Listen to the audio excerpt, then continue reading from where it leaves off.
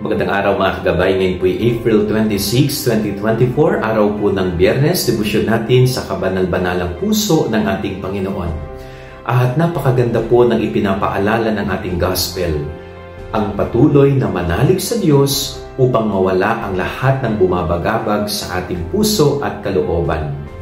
Napakaganda po ito na paalala sa atin ng Panginoon. Kapag tayo po ay nasa gitna ng problema, kapag tayo ay may pinagdaraan ng suliranin sa ating buhay, bagabag ang ating isip at kalooban. At ito po'y napakagandang assurance sa atin ng Diyos. Kapag tayo ay dumaranas ng kahit anong bagabag sa ating puso, isip at kalooban, ang nararapat po natin gawin ay ang manalig sa Diyos. Nung magtiwala sa Diyos, na tayo ay Kanyang tutulungan sa ating pinagdaraanan.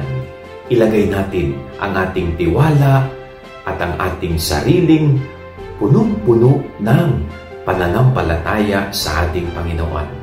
Anumang problema, anumang suliranin, kapag pinagkatiwala natin sa Diyos, ang lahat ng ito, lahat ng bagabag natin sa kalooban ay mawawala. Yan ang ating gabay-aral ni maghapon. God bless po sa inyo lahat. Pagpalain kayo ng Panginoon.